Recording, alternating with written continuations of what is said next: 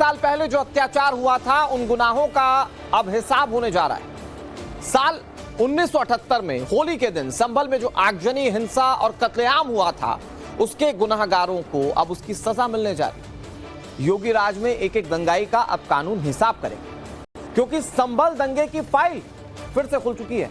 और आज की टॉप स्टोरी में सबसे पहले बात इसी खबर की करेंगे। संभल में 1978 में जो दंगे हुए थे उसकी जांच एक बार फिर से करवाई जाएगी। योगी सरकार ने 1978 दंगे की जांच के आदेश दे दिए हैं। योगी सरकार ने प्रशासन से दंगे की रिपोर्ट तलब की है। एक सप्ताह में 1978 के दंगे की रिपोर्ट देनी है।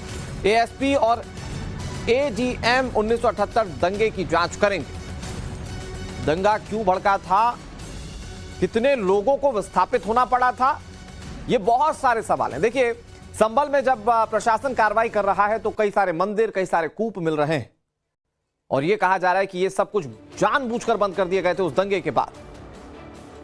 और अब उस दंगे की फाइल खुलेगी, ये पता चलेगा कौन कौन विस्थापित हुए हैं, किसकी किसकी प्रॉपर्टी जो है वो उन्हें छोड़नी पड़ी और वहां से विस्थापित होना पड़ा।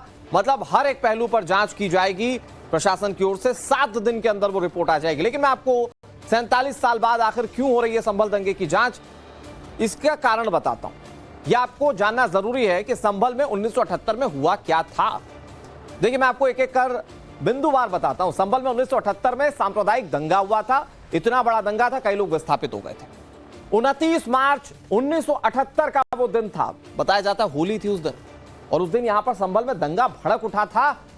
होली के बाद कई दिन तक हिंसा और आगजनी होती रही। जो लोग थे वो उस हिंसा की आग में जलते रहे। दंगे में हिंदुओं के घरों और दुकानों में आग लगा दी गई थी। बताया जा रहा है कि दंगाइयों की भीड़ ने कई हिंदुओं की हत्या उस दौरान कर दी थी। सांप्रदायिक दंगे में 184 लोगों की मौत हुई थी। यह बहुत बड़ा आंकड़ा है। 184 लोगों ने अपनी जान गंवा दी थी। और खबर तो यह है कि यहां से कई लोगों को विस्थापित होना पड़ा था। कई लोग अपना सारा सामान छोड़कर चले गए थे। और उसकी कुछ तस्वीरें तो आप देख रहे हैं कि कैसे मंदिर आज बंद पड़े हैं। मंदिर के चारों तरफ इस तरह से फेंसिंग कर दी गई है जिसमें पता ही ना चले कि मंदिर है। कई कुएं पाट दिए गए और अब इसको लेकर प्रशासन जांच लगातार कर रहा है। इधर पिछले महीने योगी आदित्यनाथ ने विधानसभा सत्र के दौरान संभल में आजादी के समय से हुए सांप्रदायिक दंगों का जिक्र किया था। बताया उन्होंने कि कैसे दंगों की आड़ में संभल में लगातार हिंदुओं पर हमला किया जाता रहा और उनका कत्लेआम किया गया। सुनिए। ये संभल में दंगों का जो इतिहास है 1947 से ही प्रारंभ होता है। 1947 में एक मौत होती है। 1948 में 6 लोग मारे जाते हैं। 1958 में भी दंगा होता है। 1962 में भी दंगा होता है। 1976 में भी 5 लोगों की मौत वहां पर हुई थी। और 1978 में 184 हिंदुओं को सामूहिक रूप से जला दिया गया था। 184 हिंदुओं को हत्या हुई थी, हिंदुओं की हत्या हुई थी और जलाया भी गया था। और 184 हिंदू मारे गए थे वहां।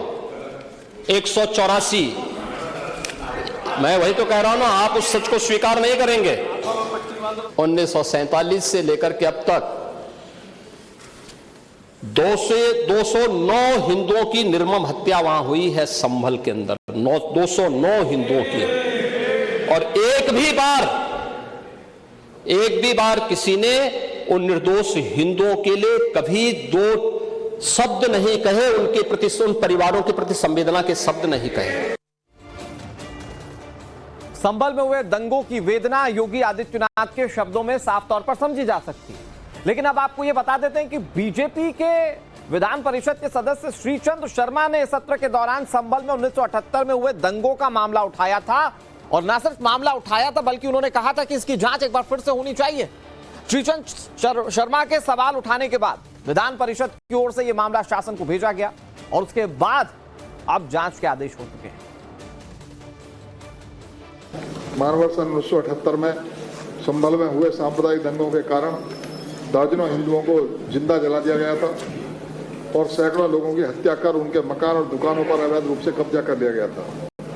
जिसके कारण सैकड़ों हिंदू परिवार पलायन करने के लिए मजबूर हो गए थे, जिन्हें आज तक न्याय नहीं मिला।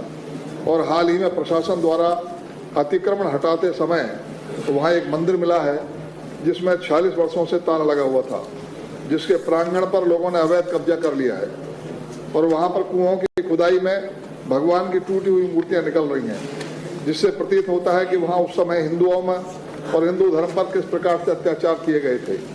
अतः उक्त सांप्रदायिक दंगे में पीड़ित लोगों को न्याय दिलाने हेतु मैं सदन के माध्यम से जनहित में जनपद संभल में सन 1978 में हुए सांप्रदायिक दंगों की जांच कराए जाने एवं दोषियों के विरुद्ध कठोरतम कार्रवाई किए जाने की मांग करता हूं। शासन को आवश्यक कार्रवाई संदर्भ। आपने देखा कैसे सदन में मामला उठा तो उसकी गंभीरता को समझते हुए शासन ने इस मामले में जांच के आदेश दे दिए। हमारे साथ दो सहयोगी जुड़ गए, विनोद मिश्रा हमारे साथ जुड़ गए ज्यादा जानकारी के साथ लखनऊ से। सरकार जिस तरह से ये फैसला सुना चुकी है कि अब इस पर जांच की जाएगी, इस पर ज्यादा जानकारी विनोद देंगे पूरे रिव्यू के साथ। हमारे साथ अभिषेक राज जुड़ गए ग्राउंड जीरो से, जो लगातार संभल में डटे हुए हैं और वहां पर ग्राउंड रिपोर्टिंग कर रहे हैं। शुरुआत अभिषेक आप ही से करते हैं। ये जांच जो सरकार की ओर से प्रस्तावित कर दी गई है कि जांच करवाई जाए, ये जांच कितनी इंपॉर्टेंट है और ये भी समझाइए अभिषेक कि इस जांच का दायरा क्या होगा, क्योंकि ये सालों पुरानी बात है। अब सबूत जुटाना, इन्वेस्टिगेट करना जांच टीम के लिए एक बहुत कड़ी चुनौती होगी, तो किस आधार पर जांच की जाएगी?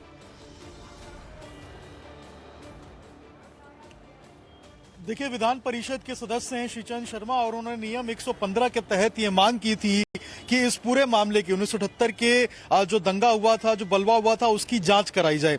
इसी संदर्भ में जो जिला प्रशासन है उसने 2 लोगों को नामित किया है इस पूरी जांच के लिए, जिसमें पुलिस की तरफ से जो एडिशनल एसपी हैं श्रीचंद वो होंगे और इसके अलावा जो प्रशासन है उसके तरफ से एडीएम प्रदीप वर्मा होंगे।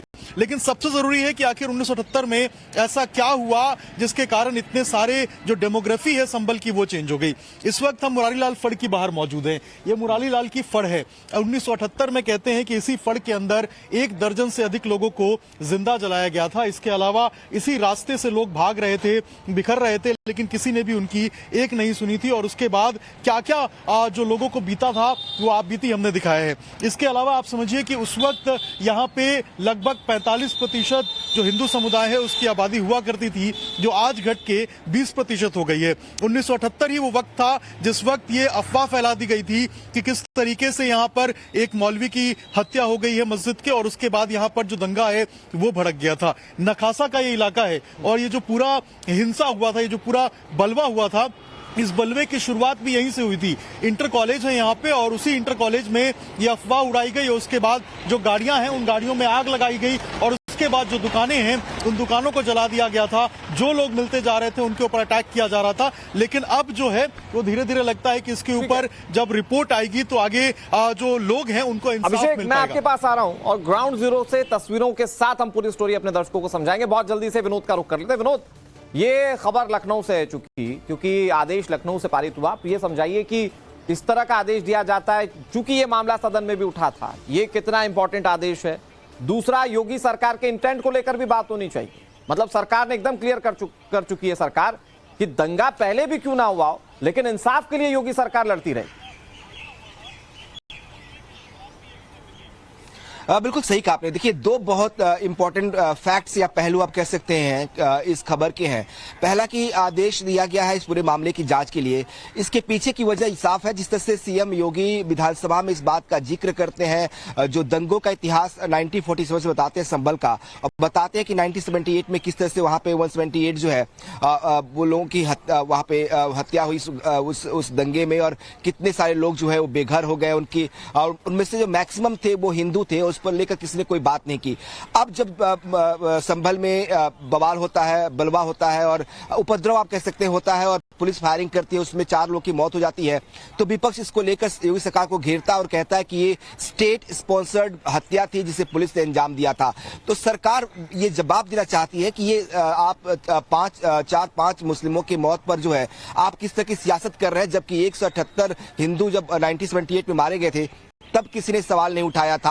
और बड़ी बात यह है कि उस वक्त जो सरकारी आंकड़ा है उसमें भी जो मौत का आंकड़ा था वो 24 ही था, जबकि सीएम खुद दावा करते हैं विधानसभा में कि आंकड़े जो है 178 से ज्यादा हो सकते हैं। और बहुत सारे लोग ऐसे हैं जो बेघर हो गए और उनकी आवाज किसी तक ने कभी नहीं सुनी, कोई कार्रवाई उस पर नहीं हुई। कौन से वो लोग थे जिनके नाम को बचाने के लिए पूरी कवायद की गई थी, रिपोर्ट को गलत रिपोर्ट पेश किया गया था। तो फैक्ट क्या है वो जनता को जानने का अधिकार है। बिल्कुल। 1978 में संभल में जो दंगा हुआ उसमें एक्चुअली में क्या हुआ था, ये और जनता इसकी के सामने सच्चाई आ पता सकता चलेगी है। जब वो जांच रिपोर्ट सामने आएगी। बहुत इंपॉर्टेंट बात ये भी है विनोद की 7 दिन का ही टाइम फ्रेम है, तो जांच टीम जो है वो जल्द से जल्द रिपोर्ट इस पर फाइल करेगी, इस पर नजर रहेगी। बहुत शुक्रिया अभिषेक और विनोद आपका हमारे साथ जुड़ने के लिए और पूरी जानकारी देने के लिए। वक्त एक ब्रेक का है, लेकिन ब्रेक के उस पार आपको दिखाएंगे 1978 में जो हिंसा हुई उसको लेकर। संभल में 1978 में जो दंगा हुआ उसकी टीस अब भी लोगों के दिलों में ताजा है। आपको ये बताएं कि जिन्होंने दंगों की विभीषिका झेली है वो अपने दर्द को साझा करते हैं और सिहर उठते हैं। टाइम्स नाम नवभारत ने उन पीड़ितों का दर्द लगातार दिखाया है जिन्होंने दंगों को अपनी आंखों से देखा है। आपको पीड़ितों की आप बीती दिखाते हैं जिन्होंने उस दंगे के दंश को झेला। मुस्लिमों से घिरी हुई जगह है, अकेले हमारी जगह थी वहाँ। और हमारे बाबा थे जो हमारे पिताजी के मामा जी थे, वो वहां पे थे। उनसे लोगों ने मना भी करा कि आप मत जाइए वहां पर। उन्होंने ये इस कॉन्फिडेंस में चले गए कि मुझसे कोई नहीं कहेगा, मेरा मुसलमानों के साथ अच्छा उठना बैठना है। लेकिन मुसलमानों ने उन्हें भी मार दिया। मैं ठेर मोहल्ले में रहता हूँ, नखासे में हमारी जगह थी जहाँ पर 1978 में दंगा हुआ था। करीब 23 लोगों को जिंदा जला दिया गया था टायर डालकर, और ट्रैक्टर से हमारा फाटक तोड़ के अंदर घुस गए थे मुसलमान, और उन्होंने सब बहुत नुकसान करा। हमारी जो गोदामों में खंडसारी रखी थी करीब 15 लाख रुपए की, वो सब लूट के ले गए और सब कत्लेआम कर दिया वहां पे। हमारा ट्रक खड़ा था, ट्रक को भी जला दिया। उसके बाद तो फिर सब पलायन करते थे। हमारे घर से पूरा पलायन कर गया, बस हम ही रह रहे हैं। भाईचारे में वो चारा बन गए, भाइयों ने निपटा दिया उन्हें। और अब भी ये कानून हट जाएगा या नहीं हट जाएगा, भाईचारे में चारा हिंदू ही बन रहा है। सारी जो अपोजिशन पार्टी है वो सब मुसलमान कर रही है। उन्हें कोई हिंदू के वोट ही नहीं चाहिए, मुझे लगता है।